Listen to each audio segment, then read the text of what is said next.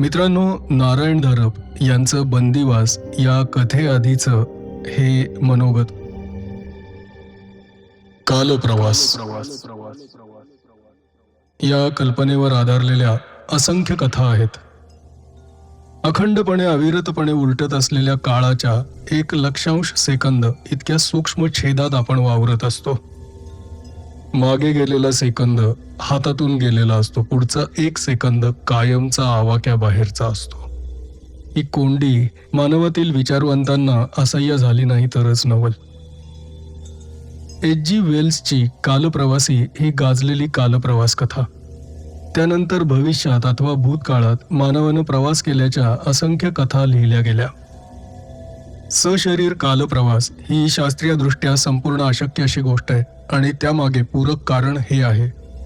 ज्या मितीतून प्रवास करायचा आहे त्या मितीचं स्वरूप आकलन व्हायला नको का?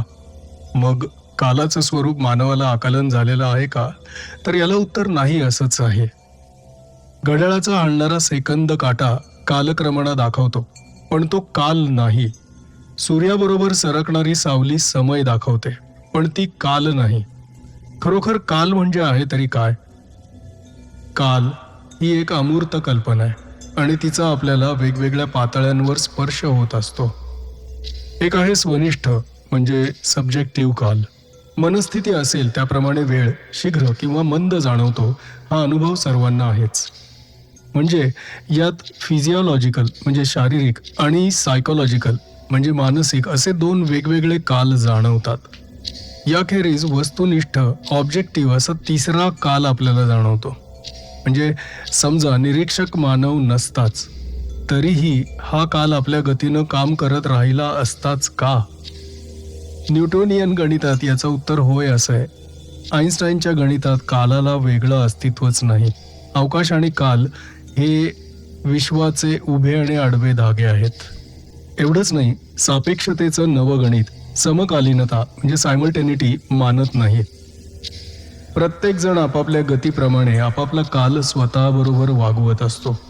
1947-48 मध्ये एका भौतिकीवरील पुस्तकात येथे आत्ता बिंदूचा विश्वरेषेवरूनचा प्रवास आणि त्या प्रवास अक्षाभोवतालच्या ज्ञात होऊ शकणाऱ्या घटनांचा 45 अंशांचा शंकू ही आकृती पाहिली तेव्हाची मनस्थिती खरोखर अवर्णनीय अशी झाली.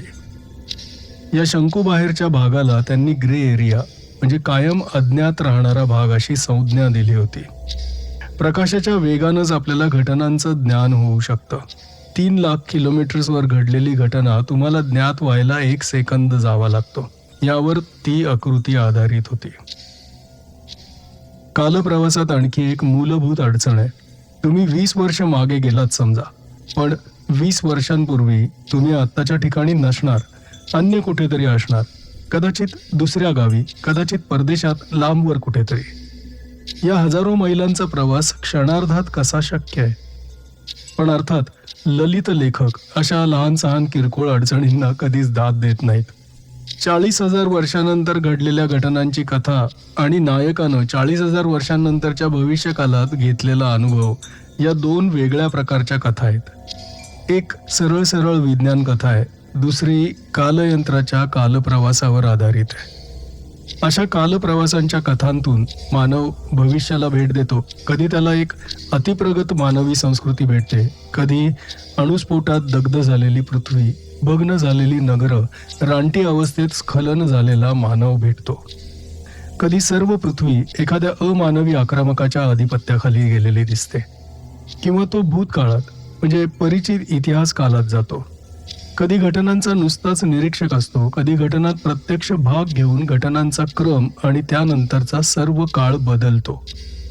कधी तो कोट्यवधी वर्ष मागे जातो, जेव्हा मानव नव्हता आणि महाकाय डायनोसॉर्स पृथ्वीचे अधिपती होते, किंवा त्याच्याही मागे जातो, जेव्हा सर्वत्र उथळ जलविस्तार होते, वादळ, पाऊस, वीज, उल्का यांचं थैमान चाललं होतं आणि जीवन अस्तित्वात येण्याचा महान क्षण नजीक आला होता इतक्या प्राचीन काळात. त्या मानानं बंदिवास या माझ्या कथेतील कालप्रवासाचा आवाका तसा लहानच आहे, जेमतेम 300 वर्षांचा. बंदिवास. लेखक नारायण धारप, बंदिवास,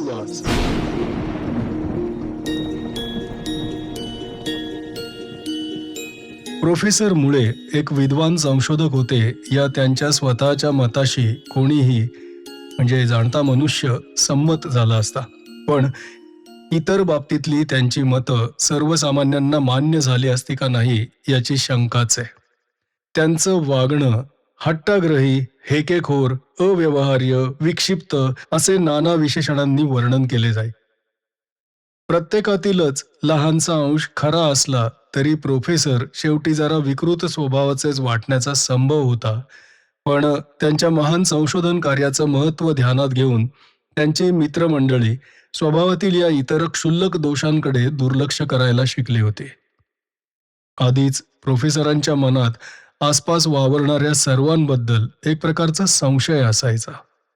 आपली थिअरी किंवा थेसिस किंवा उपकरण चोरायला कोणी मागे पुढे पाहणार नाही अशी भीती त्यांच्या मनात सतत असायची.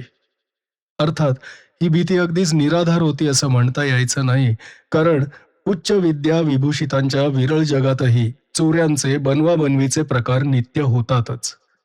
चोरा पण सापडू नका हाच नियम तिथेही आहे. हाताखाली सहाय्यक निवडताना प्रोफेसरांची मुख्य काळजी ही असे की हा आपलं गुपित बाहेर तर कुठे फोडणार नाही ना. तेव्हा ते दरवेळी असा एखादा रांगडा अडाणी मंदबुद्धीचा मनुष्य निवडीत, आणि अशी वेळ सारखीच यायची. कारण प्रोफेसरांच्या हेकेखोर स्वभावामुळे त्यांच्या हाताखाली काम करणं हे एक दिव्यच होतं. आपल्याला चेहऱ्यावरून माणसाच्या स्वभावाची पूर्ण पारख करता येते असा प्रोफेसरांचा एक गैरसमज होता. तेव्हा त्यांनी नवा नोकर कामावर घेतला तेव्हा त्यांच्या मित्रांना खेद झाला, पण आश्चर्य वाटलं नाही. आपली नुकतीच तुरुंगातून सुटका झाली आहे असा हा नवा मनुष्य उघडपणे सांगत होता. यापुढे सरळ मार्गानं जायचं ठरवलंय असंही तो शपथपूर्वक सांगत होता. आपण सांगतो ते नाव खोटं आहे कारण खरं नाव सांगायची आपल्याला शरम वाटते असंही तो म्हणाला होता. खऱ्या खोट्याच्या या बेमालून मिश्रणानं प्रोफेसर फसले तर त्यात काही आश्चर्य नव्हतं. त्यांचा या नव्या माणसाविषयीचा अंदाज फार चुकला होता. पण तथाकथित किसननं प्रोफेसरांचा भाबडा संशयी स्वभाव बरोबर ओळखला होता. कोणत्या तारा छेडल्या की त्यांच्या मनाचे कप्पे उघडतील आणि आपल्याला तिथे प्रवेश मिळेल हे त्यानं केव्हाच ओळखलं होतं. त्याचं मनुष्य स्वभावाचं ज्ञान कठोर अनुभवानं मिळवलेलं होतं आणि प्रोफेसरांचं पुस्तकी होतं. हा त्या दोघांच्यातला महत्वाचा फरक होता. बाकीच्या सर्व बाबतीत किसन प्रोफेसरांच्या कामासाठी अगदी योग्य होता. तुरुंगाची हवा त्याला मानवलेली होती. भरपूर कष्ट आणि साधा पण नियमित आहार त्यामुळे शरीर कणखर झालं होतं. त्याचा आज्ञाधारकपणाही वाखाणण्यासारखा होता. प्रोफेसर सांगतील ते काम तो विना तक्रार करत होता. शंका नाहीत, प्रश्न नाहीत, दचकणं नाही. प्रोफेसर स्वतःही काही वेळा उपकरणापासून दचकून मागे सरत असत, कारण नव्या मांडणीत किंवा जोडणीत खूप वेळा अनपेक्षित गोष्टी घडत. एखादा संथ जळणारा दिवा मध्येच विलक्षण प्रखरपणे तळपून स्फोट होऊन फुटायचा, किंवा एखाद्या लाल तारेवरून धगधगती विजेची ठिणगी सरसरत जायची, पण किसन जागचा हालतही नसे. त्याच्या स्थितप्रज्ञतेला प्रोफेसरांनी मनातल्या मनात अडाण्याचं धैर्य असं नाव दिलं होतं, पण तेही अर्धवटच खरं होतं. कोणत्याही परिस्थितीचा स्वतःच्या फायद्यासाठी जास्तीत जास्त उपयोग कसा करून घेता येईल इकडे किसनचं नेहमी लक्ष असे. या नव्या घरात सर्वत्र वावरल्यावर त्याला दोन गोष्टी समजल्या होत्या. एक, प्रोफेसरांची प्राप्ती अवाढव्य होती, पण ती सर्व चेक सारख्या कागदी चलनातून येत होती, त्यामुळे किसनला निरुपयोगी होती. दुसरं, प्रोफेसरांचं स्वतःच्या ऐशारामाकडे किंवा पैशाच्या उपभोगाकडे मुळीच लक्ष नव्हतं. तेव्हा घरात म्हणजे किसनच्या दृष्टीनं किमती वस्तू अजिबात नव्हत्या. त्यांच्या प्रयोगशाळेतील उपकरणांची किंमत शेकड्यात किंवा हजारातही असेल, पण किसनच्या दृष्टीनं ती सर्व निव्वळ मोड होती, अडगळ होती. पण सध्या अन्न वस्त्र निवाऱ्याचा प्रश्न सुटला होता.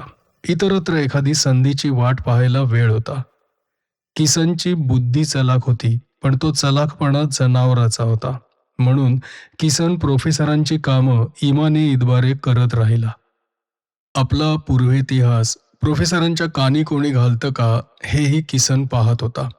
एका घरावर डाका घालून जबरी चोरी केल्याच्या आणि त्या घराच्या मालकिणीवर अत्याचार केल्याच्या आरोपाखाली त्याला 4 वर्ष सक्त मजुरीची शिक्षा झाली होती.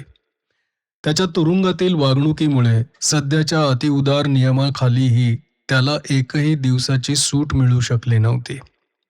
त्याच्यातला हिंस्त्र पशु वखवखलेला होता. दात ओठ चावीत कोणावर तरी डाका घालायची संधी शोधत होता. प्रोफेसर महाशय मात्र आपण एका गुमराह पण पश्चातापदग्ध जीवाचं सामाजिक पुनर्वसन करत आहोत अशा नकली समाधानाच्या नशेत वावरत होते. शिवाय किसन चांगला नोकरही होता. प्रोफेसरांच्या सध्याच्या प्रयोगांचं वर्णन एखाद्या सनसनाटी वृत्तपत्राच्या बातमीदारानं कालयंत्राचा शोध अशा भडक शब्दांनी केलं असतं. ते जरी खोटं नव्हतं तरी ते अतिशयोक्ती आणि विपर्यास झालं असतं. शास्त्रातले अनेक गृहीतक सोयीसाठी वापरलेली असतात. समीकरणातील काही विवाद्य किंवा स्पष्टीकरणास अशक्य असे घटक एकत्र आणून त्यांना अमक्याचा किंवा तमक्याचा स्थिरांक अशा लेबलाखाली जुडी बांधून ठेवण्यात येतं. पण यांच्या रूपाचा सखोल अभ्यास करणाऱ्यांना त्यात अनेक तर्कदुष्ट विसंगती आढळतात. शास्त्रीय स्थैर्याच्या दृष्टीनं सुदैवाची गोष्ट एवढीच की या सर्व चर्चा एक प्रकारच्या विरळ, एसोटेरिक, सर्वसामान्यांच्या आकलनाच्या पार वरच्या अशा पातळीवर चालतात. एखाद्या क्लिष्ट सूत्रात एखादं ग्रीक अक्षर अंशातच का हवं आणि दुसऱ्या ठिकाणी ते छेदातच का हवं याचा उलगडा सर्वसामान्यांना होणारच नाही. या सर्व गोष्टी ते एक प्रकारच्या असमर्थनीय विश्वासानं स्पेशालिस्टवर सोपवून निर्धास्त राहतात. प्रोफेसरांबरोबर आपल्याला जास्त खोलात शिरता यायचं नाही, पण एवढं समजू शकेल की एका समीकरणात त्यांना काळाच्या अभेद्य तटबंदीतही एक लहानशी फट म्हणा, चीर म्हणा, फ्लॉ म्हणा दिसली होती. आपली कल्पना खरी असेलच याची ग्वाही ते स्वतःलाही देऊ शकत नव्हते, कारण आजवर हे कोणाच्याच कसं लक्षात आलं नाही. यावर अर्थात असंही एक उत्तर आहे की माळरानावर पडलेला हिरा वर्षानुवर्ष कोणाला दिसत नाही, पण एका ठराविक वेळी सूर्य असा एखाद्या विशिष्ट ठिकाणी असताना एखादा निरीक्षक जर अमुक एका ठिकाणी असला तर त्याच्या डोळ्यांवर लखलखते परावर्तित किरण पडतील. प्रोफेसरांना एवढं दिसू शकत होतं की या बाबतीत काही प्रयोग करणं शक्य आहे. ते आपल्या आवाक्यातलं आहे आणि जरी अपयश आलं तरी त्याची वाच्यता होण्याची भीतीही नाममात्रच आहे. पुढे कशाची अपेक्षा करायची याची प्रत्यक्ष त्यांनाही कल्पना नव्हती. किसन त्यांच्या शेजारी किंवा मागे किंवा पुढे ठोकळ्यासारख्या उभ्या असलेल्या किसनला उद्देशून प्रोफेसर बोलत असत. काळ हा सुस्तावून पडलेल्या एखाद्या अजस्त्र जनावरासारखा आहे. तो जिवंत आहे का मेलेला आहे हेही आपल्याला माहीत नाही. एखाद्या काठीनं ठिकठिकाणी त्याला डिवचावं तसं आपण करत आहोत. एखाद वेळी खडबडून उठेलही, कोणी सांगावं. किसनला अर्थात यातलं अवाक्षरही समजत नसे आणि त्याच्याकडून प्रोफेसर कोणत्याही प्रतिक्रियेची अपेक्षाही करत नसत. स्वतःचेच विचार अधिक स्पष्ट व्हावेत यासाठी हे एकेरी संभाषण होतं. आता प्रकाश घे. प्रकाश म्हणजे शक्ती, तरंग रूपानं प्रसारित होणारी. कशाचे तरंग ते विचारायचं नाही. विद्युतकर्षकीय क्षेत्राच्या तीव्रतेत हे बदल होतात असं म्हटलं जातं. त्याच्याशीही आपल्याला कर्तव्य नाही, नाही का? पण यातले 3 अक्ष पहा, एकमेकांना काटकोनात आहेत. एका अक्षावर विद्युत क्षेत्र, दुसऱ्यावर कर्षकीय क्षेत्र आणि तिसरा कक्ष गतीची दिशा. आता गती आली की कालावधी आला. समजा आपण दोन्ही प्रेरणा अत्यंत अल्प, अगदी लक्षांश सेकंदापेक्षाही कमी कालावधीत उलटवल्या. गती बदलली पाहिजे, उलटली पाहिजे. हे जे आवर्तन होतं त्यासाठी गणितात आय वापरतात. हे आवर्तन कोणत्या दिशेनं होईल यासाठी का काळाचा चौथा अक्ष कल्पनेत आणलेला आहे. तेव्हा वळताना तो सेकंदाचा लक्षांश भाग तरी काल अक्षावरून मागे पुढे होत असणार. तरंगाचा तो तुकडा आपल्याला पकडला पाहिजे किसन. सुरुवातीस किसननं तरंगाच्या त्या तुकड्यासाठी सर्वत्र नजर फिरवली असती, पण आता तो अनुभवानं शहाणा झाला होता. आपल्याकडून कोणतेही शब्द किंवा कृती अपेक्षित नाही हे त्याला समजलं होतं आणि तो मख्खपणे उभा राहायचा. आणि प्रोफेसर काल अक्षातून गिरकी घेणारा तो तरंगाचा तुकडा पकडण्यासाठी त्यांच्या नव्या नव्या रचना योजत असायचे. त्यांच्या गणितात, आकृत्यात, सर्किटमध्ये खोलात शिरण्याचं आपल्याला प्रयोजन नाही आणि त्यात काही समजणारही नाही. पण दिवसेंदिवस त्यांची उत्कंठा आणि अधीरता वाढत चालली होती. त्यांच्या प्रयोगातून त्यांना अपेक्षित पण रूढ उपपत्तीला अनपेक्षित अशी फलितं यायला लागली होती.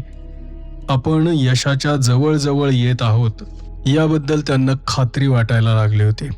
पण यंत्रांची शक्तीची भूक तर अगदी घात श्रेणीनं वाढायला लागली होती आणि हे प्रोफेसरांना अनपेक्षित होतं. काही दिवस त्यांनी प्रयोग बंद ठेवले आणि कागदामागून कागद भरून जातील इतकी आकडेमोड केली. आहा, सापेक्षता तत्व, रिलेटिव्हिटी. कोपऱ्यात एका स्टूलावर चुपचाप बसलेल्या किसनकडे पाहून हातातली पेन्सिल हलवत प्रोफेसर शेवटी म्हणाले, आणि हा एंट्रोपीचा बाण, वन वे ट्रॅफिक. म्हणजे काळात पुढे जायचं म्हटलं तर हवं तितकं अंतर काटू शकता, पण मागे यायचं म्हटलं तर द्रव्याच्या सममूल्य शक्ती खर्ची घालावी लागणार. भविष्यात जाऊन परत येण्याच्या सर्व कल्पना इथे खलास. भूतकाळात जाऊन मानवजातीचा इतिहास बदलू म्हटणाऱ्या आदर्शवादी बोळसटांचा मार्ग बंद. वर जायचं असेल तर लिफ्टनं झटपट जा किंवा जिन्यानं सावकाश जा, एवढाच पर्याय. वा. किसनला अर्थात यातलं अवाक्षरही समजत नव्हतं. मात्र त्याच्या तीक्ष्ण नजरेतून प्रोफेसरांची उत्कंठित अवस्था सुटली नव्हती. काहीतरी महत्वाचं होणार आहे अशी त्यानं मनाशी खूणगाठ बांधून ठेवली आणि त्याची निराशा झाली नाही. यंत्राचा किसनला प्रत्यक्ष दिसणारा भाग म्हणजे काळ्या काचेचा सुमारे 3 चौरस इंचांचा एक चौकोन होता. त्याच्या चारी बाजूंना एक आगडबंब रचना होती. त्यातून वाहणाऱ्या विद्युतकर्षकीय शक्ती मधल्या काळ्या पृष्ठभागावरच्या एका अगदी लहान भागावर केंद्रित झाल्या होत्या. आणि आता त्या ठिकाणी प्रोफेसरांनी खडूचा एक अगदी लहानसा तुकडा ठेवला होता. त्या पांढऱ्या तुकड्यावर झगझगीत प्रकाश पडला होता. यंत्राची मुख्य मूठ हातात घेऊन प्रोफेसर भिंतीवरच्या मोठ्या घड्याळाकडे पाहत होते. तांबडा पातळसर सेकंद काटा फिरत फिरत 55 मिनिटांवर आला तेव्हा प्रोफेसरांनी मूठ खाली ओढली. आतल्या अनेक यंत्रणा सुरू झाल्या आणि सेकंद काटा बरोबर 60वर आला त्या क्षणी तो खडूचा तुकडा एकदम अदृश्य झाला. एका क्षणी तो दिसत होता आणि दुसऱ्या क्षणी फट, अदृश्य.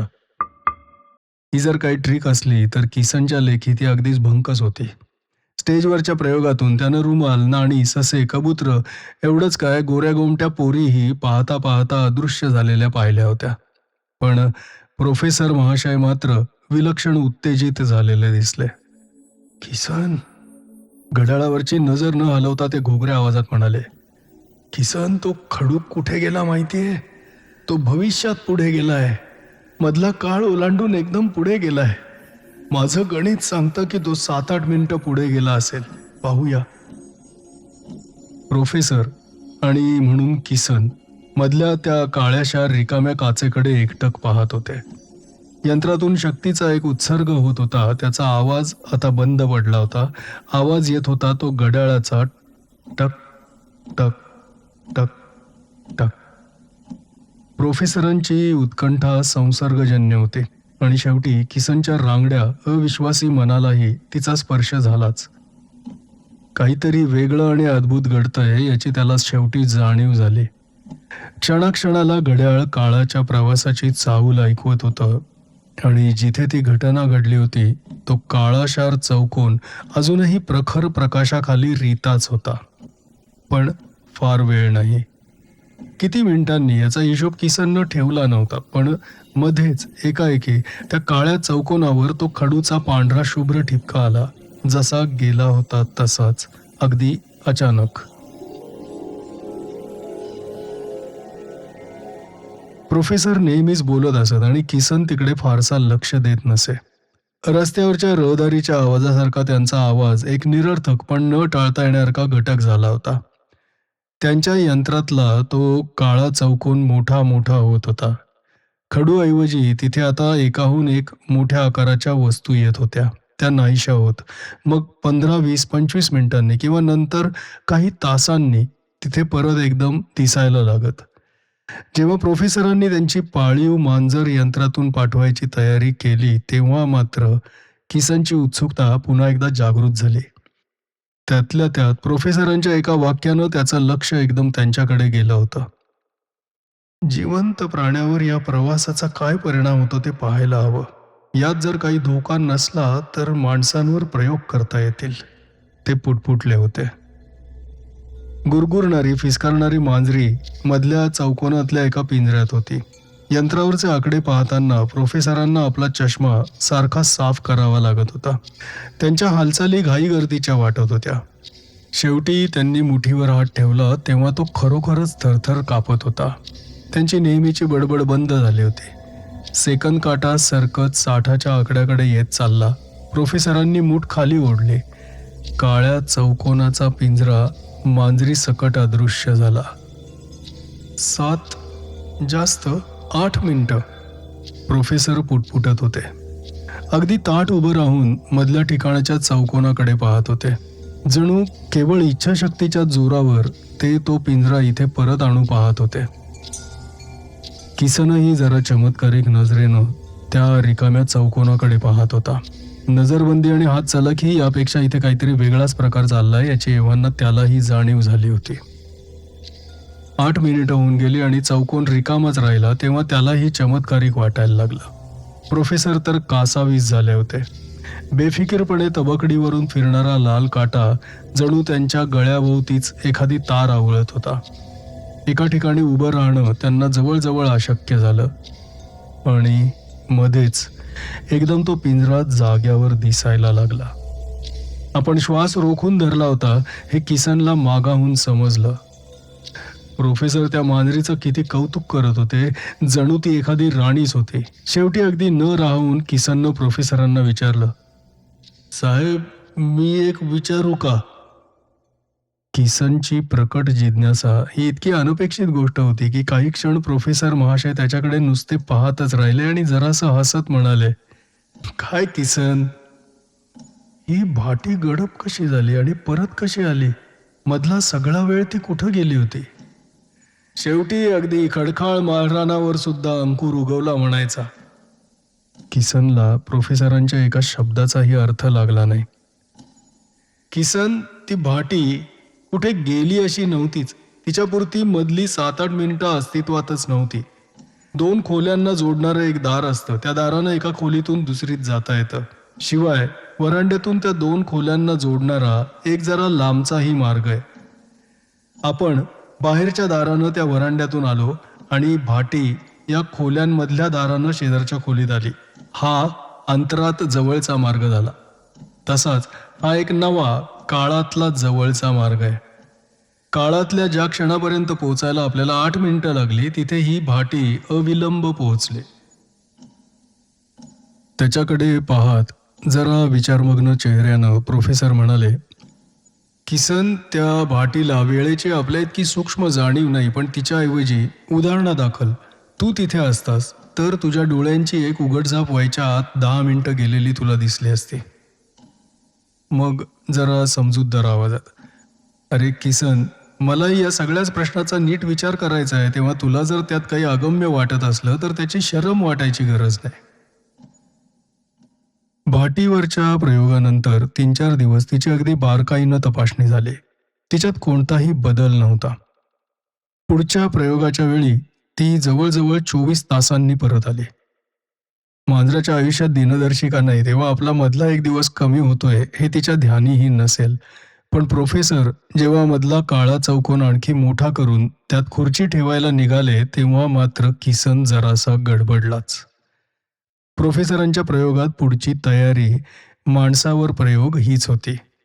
चौकोन वाढला त्या प्रमाणात शक्तीची मागणीही वाढली होती आणि आता त्या आगडबंब वाइंडिंगनंच जवळजवळ सर्व प्रयोगशाळा व्यापली होती. एकदा प्रवाह वाहू लागला की प्रयोगशाळा भट्टीसारखी गरम व्हायची. पण शारीरिक गैरसोयींकडं प्रोफेसरांनी कधीच लक्ष दिलं नव्हतं. विशेष नवल म्हणजे किसनही तितक्याच एकाग्रतेनं प्रयोगाची ही चढती श्रेणी पाहत होता. शेवटी अज्ञानात आणि अंधश्रद्धात गुरफटून बसलेल्या त्याच्या मनालाही या साहसाचा स्पर्श झाला होता. प्रोफेसरांचा पहिला प्रयोग बरोबर 7 मिनिटं चालला. ती 7 मिनिटं किसनला निदान त्यावेळी तरी अगदी असह्य झाली होती. एका क्षणी प्रोफेसर समोरच्या काळ्या चौथऱ्यावरच्या खुर्चीवर बसले होते आणि फट नाहीसे झाले होते. ती मोकळी जागा पाहून किसनला आतल्या आत कसंसच होत होतं. काय वाटेल ते झालं तरी यापैकी कशालाही हात लावू नकोस असं प्रोफेसरांनी त्याला 10-10दा बजावून सांगितलं होतं. त्यांच्या निश्चयात काहीही बदल झाला नव्हता. समोर धोका दिसत असूनही त्यात प्रवेश करणाऱ्या प्रोफेसरांच्या धैर्याची जात काही वेगळीच होती आणि किसनच्या मनात अनिच्छेनं का होईना पण एक आदराची भावना आली होती. असे हे प्रोफेसर कुठेतरी नाहीसे झाले होते. कुठे असतील हा प्रश्न त्याला मोठा अस्वस्थ करत होता. प्रयोगशाळेत तो एकटा होता. समोरच्या गरगर फिरणाऱ्या लाल काट्याकडे पाहत उभं राहणं एवढंच त्याचं काम होतं. पण काहीतरी करण्यासाठी हात शिवशिवत होते. मोठ्या प्रयासानं त्याला सावरलं. लाल काट्याचं एक आवर्तन पूर्ण झालं. 2 झाली, 3 झाली, 4, 5, 6, 7, 8. 9व्या मिनिटाला प्रोफेसर त्यांच्या खुर्चीसकट चौकोनात आले. त्यांनी स्वतःला चाचपून पाहिलं, मग भिंतीवरच्या घड्याळाकडे आणि मनगटावरच्या घड्याळाकडे पाहिलं. त्यांचा चेहरा एकदम आश्चर्यचकित झाला. किती? 8:30 मिनिटं? प्रोफेसर म्हणाले. पण हे घड्याळ पहा, त्यात 1 सेकंदही लागला नाही. किसनला ही सेकंद मिनिटांची भानगड कळणार नाही हे माहीत असूनही ते बोलत होते. त्यांना गप्प राहणं अशक्यच झालं होतं. अजिबात वेळ लागला नाही. समोरचे दिवे जरा मालवल्यासारखे वाटले आणि लगेच लागले. केवढा क्रांतिकारक शोध. आत्ताच्या वेळी यंत्र 8-9 मिनिटांसाठी जोडलं होतं, पण मला नाही वाटत बाहेरच्या वेळेचा आत काही संबंध आहे. बाहेर तुम्ही कितीही वेळ येऊ जा, आपल्याला त्या प्रवासाला वेळच लागत नाही. आत डोळ्यांची एक उघडझाप करा, बाहेर मिनिटं, तास, दिवस, महिने, वर्ष उलटलेली असतील. या त्यांच्या शब्दांनी मात्र किसनच्या थंड डोक्यात विचारांची एक ठिणगी पडली. विचारांना स्पष्ट रूप यायला अजून अवकाश होता, पण त्याच्या स्वतःच्याही नकळत एका कल्पनेनं मनात मूळ धरलं होतं. जेव्हा प्रोफेसरांनी त्यांच्या नेहमीच्या सवयीनुसार आपलं बोलणं चालू केलं तेव्हा किसन त्यांचे शब्द एकाग्रतेनं ऐकत होता आणि मधून शंका विचारण्याचंही धाडस करत होता. होय, हे कालयंत्र म्हणता येईल, ते एकदा म्हणाले. मात्र यात एक खास लकब आहे किंवा आपण ज्या अवकाशात राहतो त्याचाच एक तो खास गुणधर्म आहे. पाणी जसं उताराकडे वाहतं पण चढावर वाहत नाही, तितकाच मूलगामी असा हा नियम आहे. तुम्ही काळात पुढे जाऊ शकता पण मागे जाऊ शकत नाही. किती दिवस पुढे? स्वतःच्याच विचारात मग्न असलेल्या किसननं त्यांचे शेवटचे शब्द ऐकलेच नव्हते. ऐकले असते तर त्याला त्यांचा खरा अर्थ समजला असता का नाही हा प्रश्नच आहे. ही मूठ पाहिलीस का? आकडे असलेल्या एका पत्र्याच्या खोबणीत ती लाल मूठ होती. याच्या शेजारचे 2, 3, 4 हे 10चे घातांक आहेत. 2 याचा अर्थ 100 सेकंद, 3चा अर्थ 1000 सेकंद म्हणजे सुमारे 15 मिनिटं, 4 म्हणजे 10,000 सेकंद, 2.25 तास, 5 27 तास, 6 11 दिवस, 7 116 दिवस, 8 1160 दिवस, 3.5 वर्ष, 9 33 वर्ष, असे दिवस झपाझप वाढत जातात.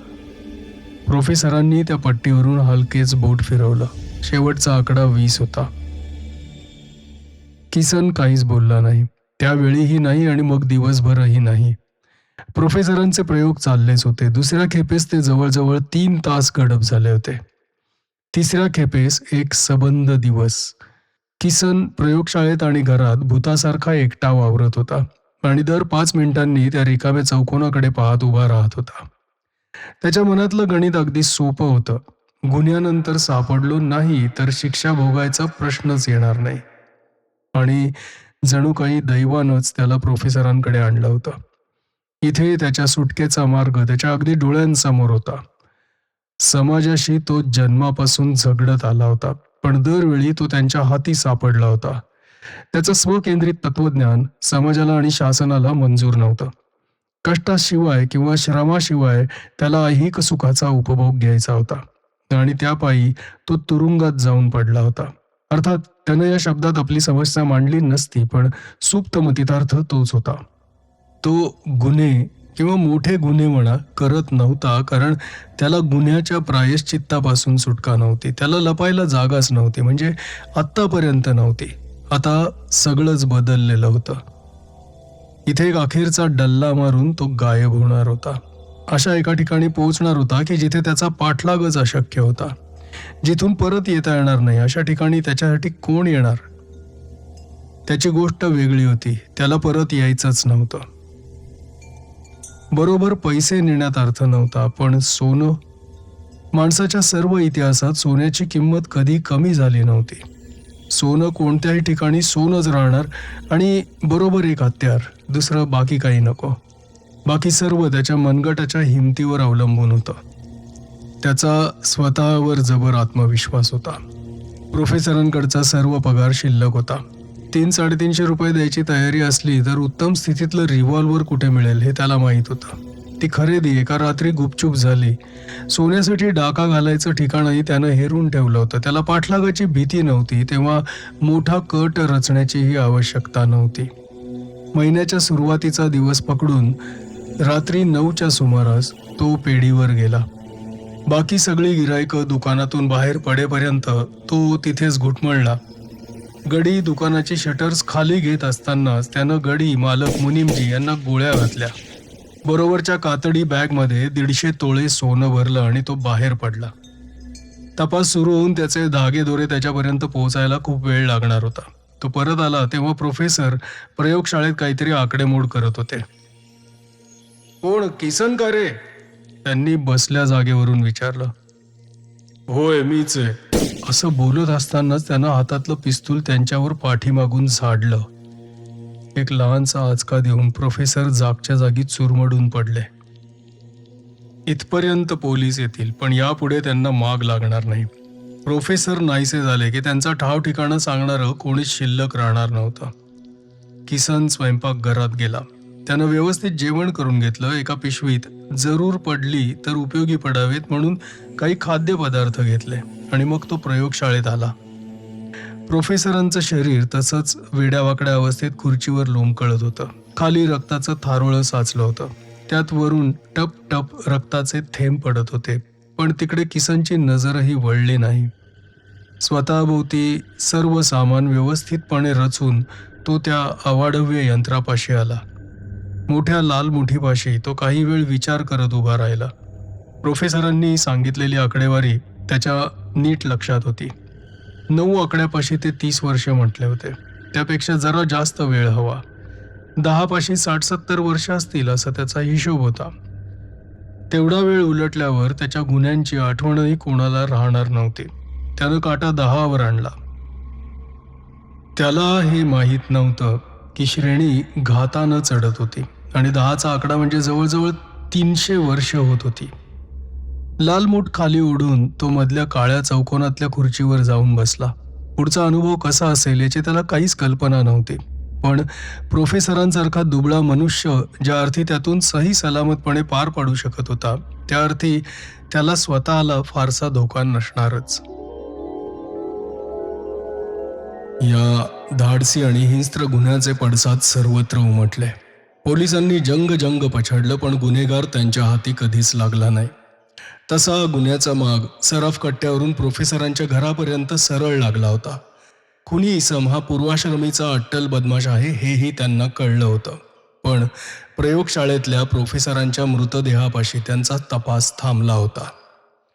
समोरच्या अवाढव्य क्लिष्ट यंत्राकडे एक आश्चर्याची नजर टाकून मग त्यांनी तिकडे पाठ फिरवली होती. प्रोफेसरांचा खून त्यानं कशासाठी केला याचं कोडं त्यांना शेवटपर्यंत उलगडलंच नाही. घरातल्या पैशा अडक्याला हात लावला नव्हता. किसनचा पुढे मागच लागत नव्हता. जणू काही इथे तो हवेतच विरघळून गेला होता. किसन समोर पाहत होता. सभोवती यंत्राचे अवजड भाग होते. समोर भिंतीवर घड्याळ होतं. लाल सेकंद काटा सावकाश सरकत होता. एक क्षणभर त्याला भीती वाटली की यंत्रात काहीतरी बिघाड झालाय आणि आपण असेच राहणार आहोत. नाही नाही, तो द्वेषानं विचार करत असतानाच नजर एकदम अंधारली. सर्व शरीरातून एक विजेसारखी शहार अंगावर रोमांच उठवत गेली. त्याने डोळे घट्ट मिटून घेतले आणि उघडले आणि आश्चर्यानं पुन्हा जवळजवळ मिटलेच. त्याच्या सभोवतालची प्रयोगशाळा नाहीशी झाली होती. खोलीचीच काय, घराची, रस्त्याची, शहराची काहीही खूण नव्हती. एका लांबच लांब पसरलेल्या गवताळ मैदानावर तो एका खुर्चीत बसला होता. त्याच्या अप्रबुद्ध मनालाही ती विसंगती जाणवली. खुर्चीवरून चटकन उठून तो उभा राहिला. त्याची नजर चारी दिशांना फिरत होती. एका बाजूला अगदी दूरवर निळसर टेकड्यांची रांग होती. शहराबाहेरचा हा घाट असावा, त्यानं तर्क केला. पण बाकी सर्वत्र तेच ते गवताळ मैदान पसरत गेलं होतं.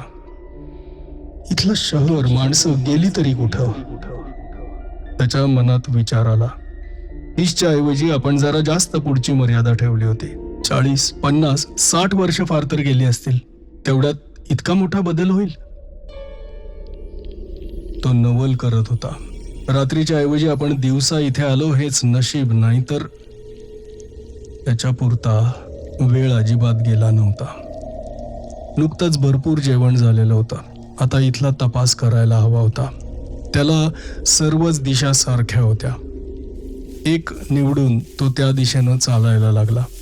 पायाखाली मुलायम गवत होतं. किसनला अशी शंका आली की हा नैसर्गिकपणा फसवा असावा किंवा कृत्रिम असावा.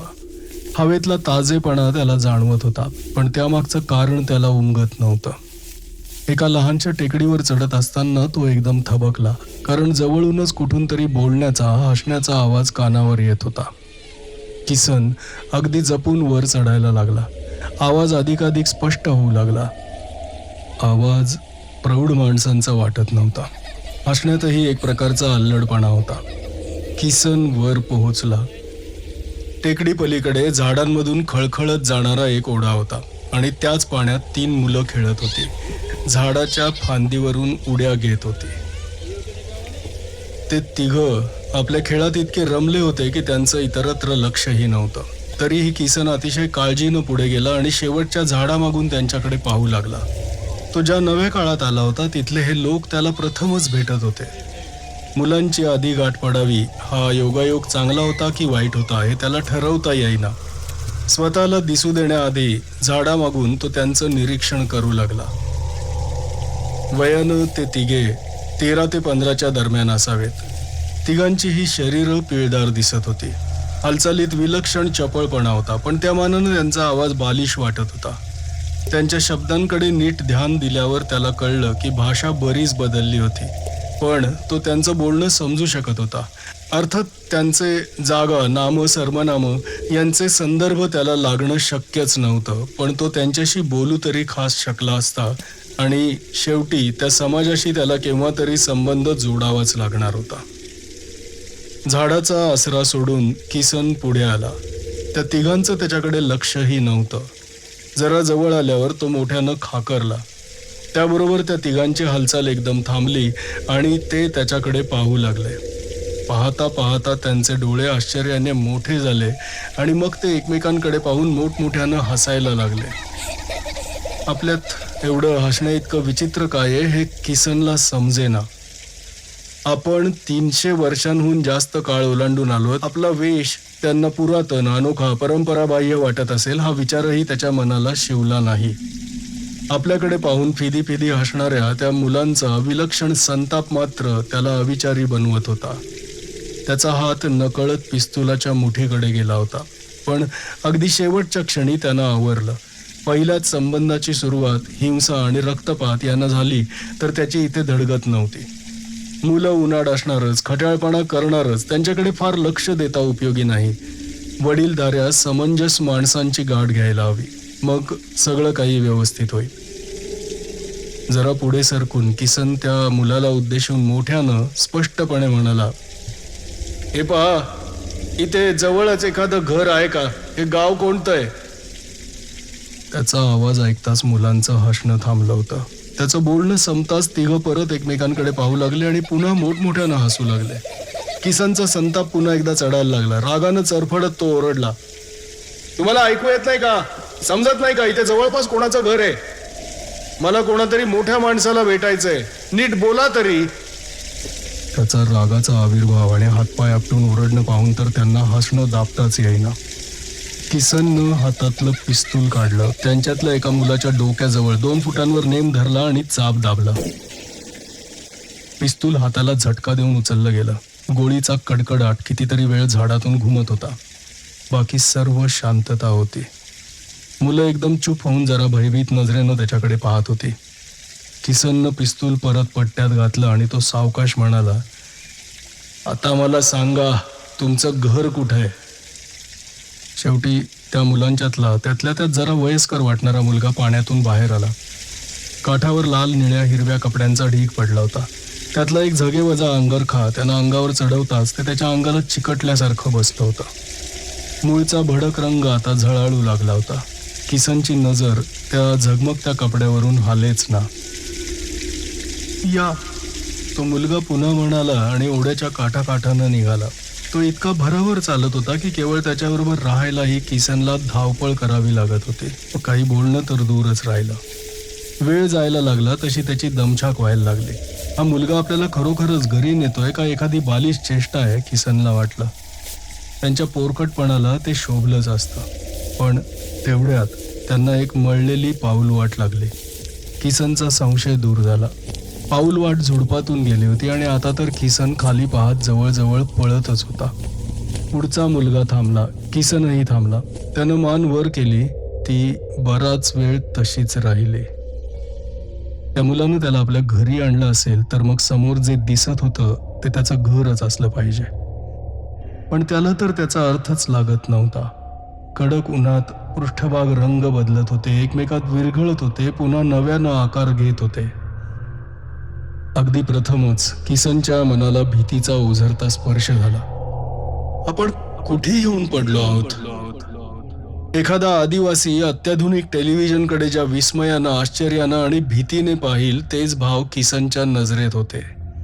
300 वर्षांचा संस्कृतीतला फरक. तो मुलगा त्या झगमगत्या रंगसंचात नाहीसा झाला. किसनची पुढे जाण्याची छाती होत नव्हती. जागच्या जागीच तो खिळून उभा होता. पण त्याला फार वेळ थांबावं लागलं नाही. त्याच रंगपटातून 1, 2, 3 आकार बाहेर येत होते. एक तो मुलगा आणि हे दोघं कोण? त्याचे आई वडील का होते तरी कोण ते? माणसंच होती, पण किती उंच? 8 फूट, 9 फूट? त्याचा काही अंदाजच लागेना. पण मनातली भीती आता आणखी स्पष्ट झाली होती. ते दोघे जसे त्याच्याजवळ आले तशी त्याची मान वर वर होऊ लागली. त्यांचे वर्ण नितळ होते, चेहरे शांत होते. चेहऱ्यावर काही भाव असलाच तर तो जरासा कुतूहलाचा होता. आत ये ना, बाहेर का उभं राहतोस? त्या प्रचंड माणसाचा खर्जातला आवाज आला. वरून आला, ढगांच्या गडगडाटासारखा. किसन जागचा हलत नाही असं पाहून त्या माणसानं एक पाऊल पुढे टाकलं आणि किसनच्या खांद्यावर हात ठेवला. चल, त्याला हलकेच पुढे ढकलत तो म्हणाला. ती आज्ञा मोडण्याची किसनची हिंमतच नव्हती. त्या झळाळणाऱ्या रंगीबेरंगी काचांपाशी येताच मात्र त्याची पावलं पुढे पडेनात. अरे, यात भिण्यासारखं काय? का तू अजून अशी घरं पाहिलीच नाहीस? त्याला हाताला धरून तो माणूस त्या झगमगत्या पडद्यातून आत गेला. आत जाताना शरीराला कसलाही स्पर्श झाला नाही, अडथळा झाला नाही, पण तरीही ते आत होते. रखरखीत ऊन बाहेर राहिलं होतं. आत थंडगार हवा होती. नजरेला तजेला आणणारा गर्द हिरवा रंग होता. आणखीही अनेक गोष्टी होत्या, पण किसनला त्या समजल्याच नाहीत. शेवटी ते तिघं त्याला खोलीच म्हणायला हवी, एका खोलीत बसले होते. किसनच्या हातात कसल्या तरी द्रवाचा पेला होता. द्रव मादक नव्हतं, पण उत्तेजक खासच होतं. किसननं त्यांना आपली हकीकत सांगितली होती, अर्थात थोडीशी बदलून. आपण प्रोफेसरांचे सहाय्यक होतो आणि प्रयोगासाठी कालयंत्रात प्रवेश केला होता. काय होत आहे हे कळण्यापूर्वीच आपण या जागी पोहोचलो होतो, अशा स्वरूपात. प्रोफेसर मुळे? तो माणूस जरा विचार करत म्हणाला. नाही, त्यांचं नाव यात कुठे नाही. 1970 नाही का? कालयंत्राचा शोध लागला, पण बऱ्याच उशिरा लागला. तुझ्या प्रोफेसरांचा आणखी एखादा प्रयोग होऊन तो फसलेला दिसतो. प्रोफेसर मुळे यांचं नाव का नव्हतं हे किसनला माहीत होतं. 350 वर्ष हं? तो माणूस जरा हसत म्हणाला, नवल नाही मुलं तुला हसली ते, पण त्यांनी आपले संस्कार आठवून वागायला हवं होतं. अर्थात अजून लहान आहेत ती. तुझ्याबरोबर आला तो 8 वर्षांचा आणि तोच त्यांच्यात मोठा आहे. किसननं पायापाशी ठेवलेल्या सुटकेसकडे त्या सर्वांचं लक्ष होतं. शेवटी तो माणूस जरा हसत म्हणाला, आणि बरोबर काय आणलंयस ते? हे किसन जरा गडबडून म्हणाला. त्याचा मेंदू शीघ्र गतीनं विचार करत होता. तुम्ही तुम्ही हसाल, पण आम्हाला काय कल्पना मी कुठे जाऊन पोहोचेन याची. वेळ प्रसंग पडला तर उपयोगी यावं यासाठी बरोबर सोनं आणलं होतं मी. पूर्ण असत्यापेक्षा अर्धसत्य जास्त परिणामकारक आणि कमी धोक्याचं. सोनं? त्या माणसाची निराशा चेहऱ्यावर अगदी स्पष्ट दिसली. तुला त्याचा उपयोग करायची वेळ येणार नाही हे सुदैव समज. कारण आता आमचे व्यवहार सुवर्णाच्या चलनात चालत नाहीत. पण तुला सर्व काही मोफत मिळेल. कशासाठी दाम मोजावे लागत नाही, कष्ट करावे लागत नाहीत.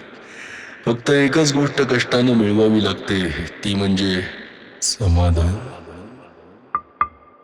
शेवटचे शब्द तो जवळजवळ स्वतःशीच बोलला. मला आशा होती की तू बरोबर काही कृत्रिम तांत्रिक गोष्टी आणल्या असतील. तुमच्या त्या चमत्कारिक संस्कृतीचा काही पुरावा उपलब्ध झाला असता. किसनला यातला एक शब्दही समजला नाही आणि नंतर अनेक वेळा त्या माणसानं सांगायचा प्रयत्न केल्यावरही नाही. असं दिसत होतं की 21व्या शतकाच्या सुरुवातीस पृथ्वीवर म्हणजे खूप दिवस होऊ घातलेलं अणुयुद्ध झालं. सर्वच राष्ट्र, मग त्यांची इच्छा असो वा नसो, त्यात ओढली गेले आणि मग सर्व संस्कृती पत्त्याच्या बंगल्यासारखी कोसळत खाली आली. कदाचित किरणोत्सर्गानं माणसाच्या मूलभूत स्वभावातच काहीतरी क्रांतिकारक बदल झाला असावा. कारण त्यानंतर सावकाश सावकाश उभी राहिलेली संस्कृती एकदम वेगळी होती. एकतर लोकसंख्या मर्यादित होती, ती तशीच ठेवायचा शहाणपणा माणसाला आता सुचला होता. वेगवेगळ्या देशातून ठेवलेल्या टाइम कॅप्सूलमधून सर्व तांत्रिक ज्ञान साठवून ठेवलं होतं. तो साठा आता मानवाच्या हाताशी होता. आजवर कधीही नांदली नव्हती एवढी सुबत्ता, स्वतंत्रता आणि वैचारिक स्वायत्तता पृथ्वीवर नांदत होती. पण तरीही केवळ 2 शतकात मानवात झालेले बदल अविश्वसनीय होते. किरणोत्सर्गानं झालेला मूलभूत बदल हेच त्यामागचं कारण असलं पाहिजे. तेव्हा मग एक प्रगल्भ, विचारी, संयमी नवमानव पृथ्वीवर अधिष्ठित झाला होता. जुने हेवे दावे, जुने संशय, परंपरागत अभिमान, वर्चस्वाच्या कल्पना सर्व काही जुन्याबरोबरच नामशेष झालं होतं. अमानवी वाटावी इतकी वेगळी संस्कृती पृथ्वीवर आकार घेत होती आणि आजवर खोलवर दडून राहिलेलं अकल्पनीय मानसिक शक्तींचं सुवर्ण कमल आता कुठे विकसित होऊ लागलं होतं. 20व्या शतकातल्या थोर विचारवंतालाही जो पल्ला असाध्य ठरला असता, तो किसनसारख्या सर्वसामान्याच्या संपूर्णपणे आटोक्याबाहेर होता. ज्या जगात 10व्या वर्षी बालपण संपून तो मुलगा समाजाचा उपयुक्त घटक होत होता, ज्या जगात केंद्रित शासन नव्हतं, नीती नियमांची बंधनं आवश्यक नव्हती, द्रव्याचा वापरच काय कल्पना सुद्धा पुसली गेली होती, गुन्हे अस्तित्वातच नव्हते, असं हे जग किसन समजूच शकत नव्हता. माणसांसारखी दिसणारी ही माणसं, पण त्याला तर त्या आकार राक्षसी भासायला लागले होते. त्या घराला दारं नव्हती, निसर्गाला आत मुक्त प्रवेश होता. किसन त्या रात्री सहज बाहेर पडू शकला. या घरातून निघून जायचा त्याचा विचार होता. पुढे काय करायचंय त्यानं ठरवलं नव्हतं. पण तो माणूस ज्याला सर्वजण बाबा म्हणतात, ती स्त्री जिला सर्वजण आई म्हणत, आणि ती 3 मुलं म्हणजे जीरा, जेरा आणि जारा यांच्या समोर वावरणं त्याला अशक्य झालं होतं. म्हणूनच तो हलकेच बाहेर पडला होता. अर्धचंद्राचा प्रकाश नितळपणे उघळत होता. एक क्षीणसा वारा मखमलीच्या गवतावरून हलकेच सरकत होता. एखाद दुसरा रात पक्षी आकाशावर रेघोटी ओढत होता. या निस्तब्ध चंदेरी शांततेत वास्तविक त्याला समाधान वाटायला हवं होतं, पण त्याचा तो स्वभावच नव्हता. त्याला गुदमरल्यासारखं, कोंडल्यासारखं वाटत होतं. पहिली 30-35 पावलं त्यानं आवाज न करता टाकले आणि मग तो झपाझप चालायला लागला. घरापासून तो 300 फुटांवर आला. एकदाच त्यानं मागे वळून पाहिलं. चंद्राच्या अर्धप्रकाशात सुद्धा घराचे झळाळते रंग लपत नव्हते, पण किसनच्या नजरेला मात्र ते घर दबा धरून बसलेल्या एखाद्या पशुसारखं वाटत होतं. शक्य तितक्या लवकर ते नजरेआड करण्याची त्याची इच्छा होती. वळून तो झपाट्यानं पुढे निघाला आणि कशात तरी अडकला. तारा नव्हत्या, काटेरी झुडपं नव्हती, कुंपण नव्हतं, भिंतही नव्हती, पण त्याला पुढे जाताच येत नव्हतं. पाय जागच्या जागी एकामागून एक पडत होते. कितीही जोर केला तरी एक तसूभरही प्रगती होत नव्हती. प्रथमच त्याच्या भांबावलेल्या मनाला भीतीचा स्पर्श झाला. समोर एखादा भुसभुशीत वाळूचा डोंगर असावा असं वाटत होतं. पुढे टाकलेलं प्रत्येक पाऊल घसरून परत मागे येत होतं, पण डोळ्यांना मात्र काहीच दिसत नव्हतं. हे चेटूक होतं का भुताटकी होती? होतं तरी काय? त्याच्या मनाचा तोल सुटला आणि तो सैरावैरा धावायला लागला. पण जेव्हा जेव्हा त्यानं ती ठराविक रेषा ओलांडायचा प्रयत्न केला, तेव्हा कसल्या तरी अदृश्य जाळ्यात त्याचे पाय गुरफटले गेले आणि त्याची प्रगती थांबली. धापा टाकत तो उभा असतानाच त्याच्या कानावरती हाक आली, किसन, किसन, कुठे आहेस तू किसन? जिरा, त्याला हासणारा जिरा. तो त्याच्या शोधावर येत होता. त्यांना कसं कळलं आपण बाहेर आहोत ते? किसन एका लहानच्या झुडपामागे लपून बसला. जिराची लहानशी आकृती जवळ येत होती. त्याला कशाचंच भय वाटत नव्हतंसं दिसत होतं. याचा अर्थ त्यांना हा प्रकार माहीत होता, अपेक्षितही होता. त्यांनीच ते केलं असलं पाहिजे. मनातली भीती, अस्वस्थता सर्व एकवटून तिचं संतापात रूपांतर झालं. मला पशुसारखं कोंडून ठेवतात काय? किसन स्वतःशी संतापानं म्हणाला आणि जिरा जवळ यायची वाट पाहू लागला. त्याला हाक मारीत जिरा त्याच्यापासून 2 पावलांवर येताच झुडपा आडून किसननं त्याच्यावर एकदम झडप घातली.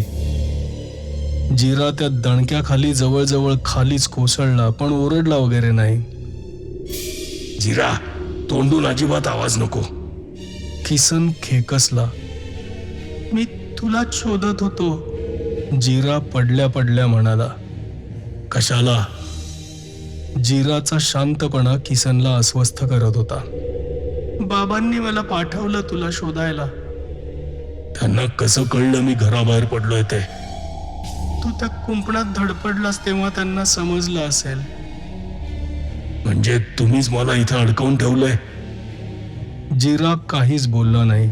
तो किसनच्या हातून सुटण्यासाठी काही धडपड करत नव्हता. त्याचा एक हात पाठीमागे पिरगाळत किसन म्हणाला, मला कोणीही अडकवून ठेवू शकत नाही, समजलं? तुला या सापळ्यातलं दार माहीत असलंच पाहिजे आणि ते तू मला आता दाखवणार आहेस. चल. हिसका मारून किसननं त्याला उभा केला.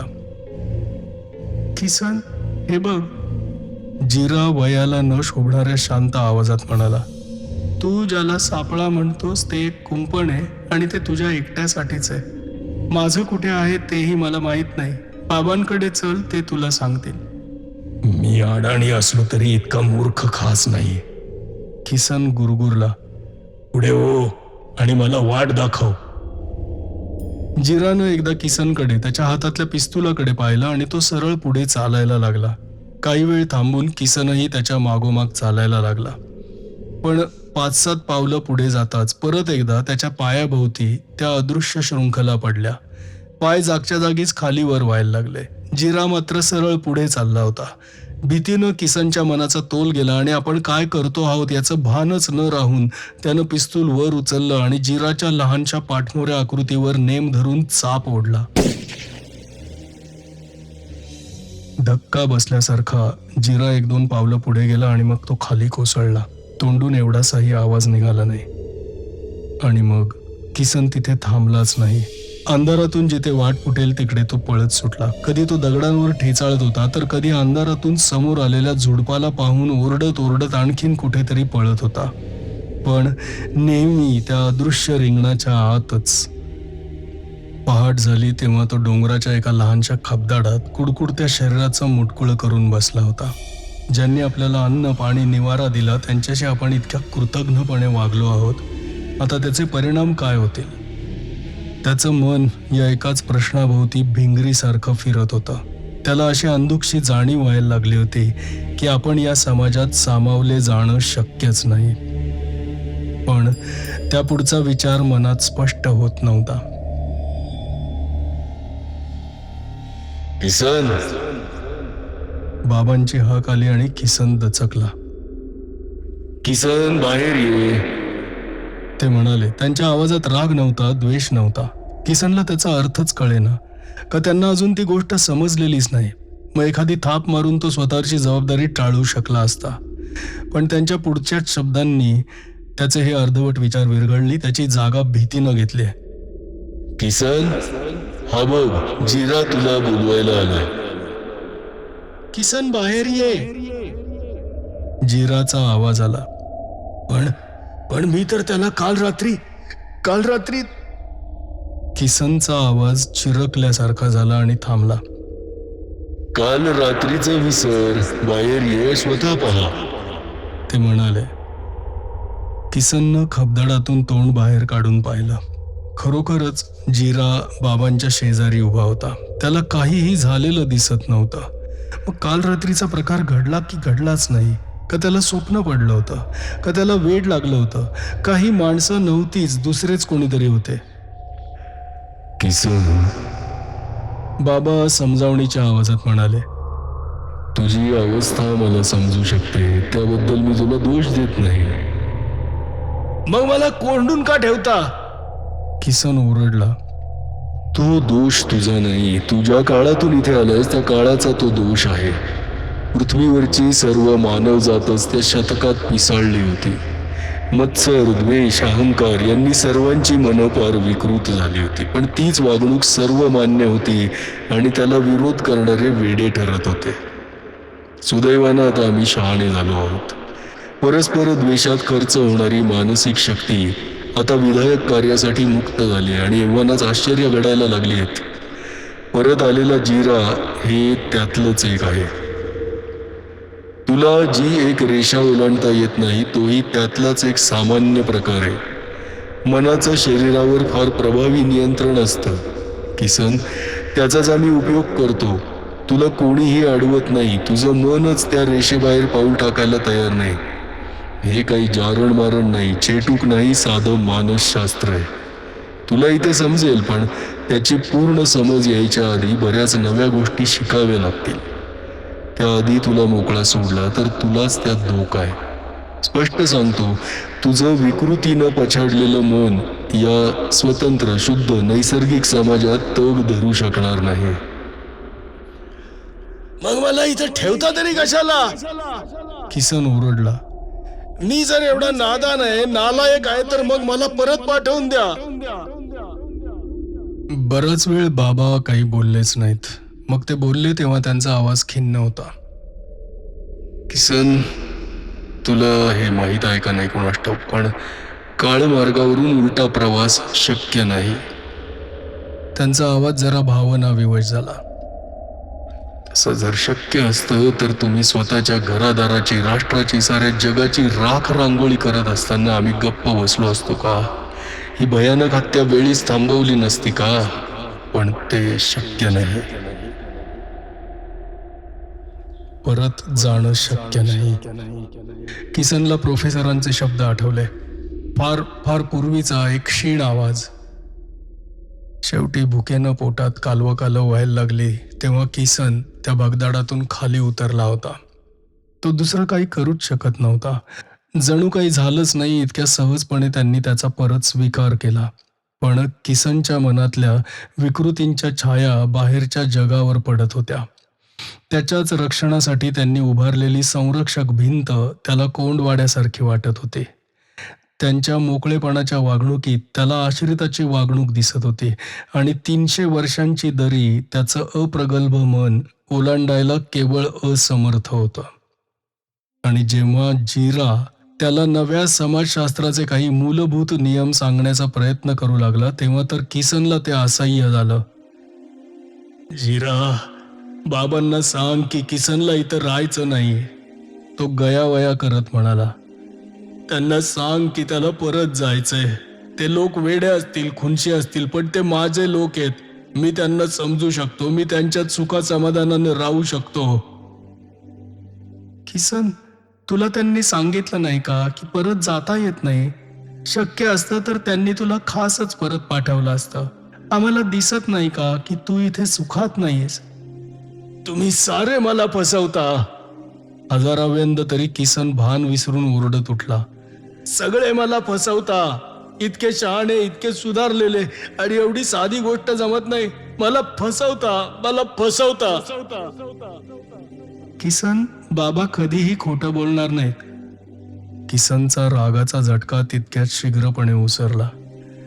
जिरा, मला परत पाठवा रे. तो केविलवाण्या आवाजात विनवणी करू लागला. मला इथे राहणं शक्य नाही. किसन, तुला खरंच सांगतो. किसन हुंदके देऊन रडत होता. त्या सकाळी त्यांना किसन घरात दिसला नाही. कधी कधी रागानं तो एकटाच कुठेतरी जाऊन बसे आणि मोठ्या मिनतवारीनं त्याची समजूत काढून त्याला परत आणावं लागे. मुलं जरा जरी चिडचिड करू लागली, अर्थात ती एखाद वेळीच असं करत असत म्हणा, तरी बाबा त्यांना समजावून सांगत, त्याचं मन दुखावलेल्या जनावरासारखं आहे. मनावर संशयाचं आणि भीतीचं पिशाच्य स्वार झालेलं आहे. त्यातून त्याला चिकाटीनं आणि हळुवारपणे मोकळा करायला हवा. त्यातल्या त्यात जेरा आणि जारा या दोन धाकट्या मुलांचं तर किसनवर एखाद्या पाळीव प्राण्यावर असावं तसं प्रेम होतं.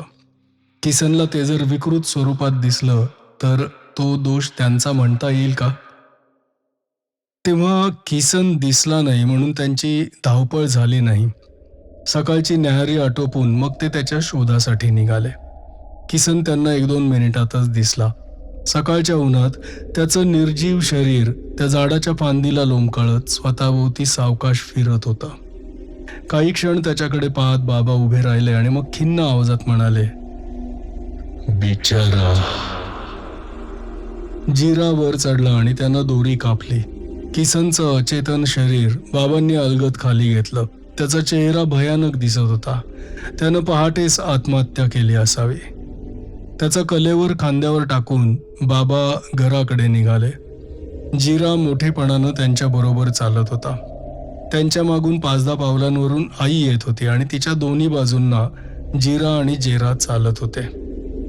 आई, आई सांग ना, जेरा म्हणत होता. काय सांगू जेरा? आई, बाबांना सांगशील ना किसनला अगदी पहिल्यासारखं करायला? सांगीन हं. अगदी पहिला होता तसा? हो, त्याला अगदी पहिला होता तसा करून देतील हं तुम्हाला. टाळ्या पिटत ते दोघं उड्या मारू लागले आणि बाबांच्या पाठीवर हेलकावे खाणाऱ्या किसनच्या मृतदेहाकडे पाहत चालायला लागले. किसननं डोळे उघडले. समोरच्या दृश्याचा त्याला अर्थच समजेना. त्याची शेवटची आठवण धुक्यात लपेटलेल्या झाडाच्या फांदीची होती. त्यानं वर त्या फांदीवरून एक उडी. किसन, किसन! जेरा आणि जिरा ओरडत होते. बघ, बाबांनी तुला पहिल्यासारखं केला. किसनची भूल ताडकन उतरली. मग त्याला आपली खरी अवस्था समजली. मृत्यूनही या ठिकाणाहून सुटका नव्हती. बंदिवास.